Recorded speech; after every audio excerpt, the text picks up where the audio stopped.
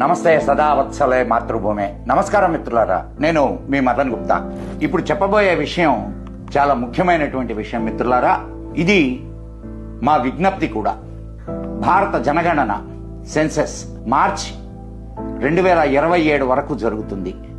జనగణన అధికారులు త్వరలో మీ ఇంటికి వచ్చి మీ వివరాలు సేకరిస్తారు. మీ మాతృభాష గురించి అడిగినప్పుడు మీ భాషను తెలుగు లేదా మీ మాతృభాష ఏదో అది చెప్పండి. తర్వాత మీకు తెలిసిన భాషల గురించి అడిగినప్పుడు మీకు తెలిసిన భాషలలో సంస్కృతాన్ని తప్పకుండా చేర్చండి. ఎందుకంటే మనం సంస్కృతాన్ని మాట్లాడలేకపోయినా ప్రతి హిందువు దైనందిన ప్రార్థనలు, మంత్రాలు, శ్లోకాలు, పూజలు మరియు ఆచారాలలో సంస్కృత పదాలను ఉపయోగిస్తాం. ఈ విషయం దయచేసి గమనించండి. గత జనగణన ప్రకారం దేశంలో సంస్కృతం మాట్లాడే వారి సంఖ్య కేవలం 2 లక్షలు మాత్రమే. కానీ దేశంలో సాధారణంగా ఎవరూ మాట్లాడని అరబిక్ మరియు పర్షియా భాషలు మాట్లాడే వారి సంఖ్య 1 కోటి కంటే ఎక్కువ ఉంది. అలాగే 15 కోట్ల మంది ఉర్దూను ఇంట్లో మాట్లాడుతున్నట్లు నమోదు చేశారు. ఈ సంఖ్యల ఆధారంగా వారికి ప్రభుత్వ సహాయం మరియు నిధులు లభించాయి.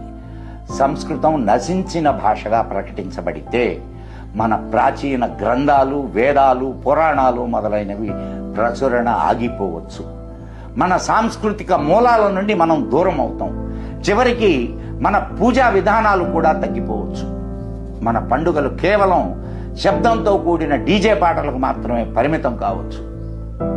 సంస్కృతం భారతదేశంలోని అత్యంత ప్రాచీన భాష, భారతీయ భాషల తల్లి.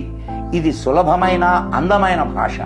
సంస్కృత భాషను జీవించి ఉంచడం మన అందరి మొదటి మరియు ముఖ్యమైన బాధ్యత. సంస్కృతం అపాయంలో ఉన్న భాషగా ప్రకటించబడితే దాని అభివృద్ధికి, విస్తరణకు ప్రభుత్వ సహాయం ఉండదు. అప్పుడు అది శాశ్వతంగా నశించే ప్రమాదం కూడా ఉంది. మన అవగాహనతో చేసిన కృషి మాత్రమే సంస్కృతాన్ని కాపాడగలదు. సంస్కృతాన్ని కాపాడుకుందాం. మన దేశ సంస్కృతిని, సాంప్రదాయాలను కాపాడుకుందాం. దయచేసి ఈ సందేశాన్ని మీ స్నేహితులందరికీ పంపించండి. సంస్కృతాన్ని కాపాడండి. జై హింద్, జై మా భారతి. నమస్కారం మిత్రులారా, మీ మదన్ గుప్తా.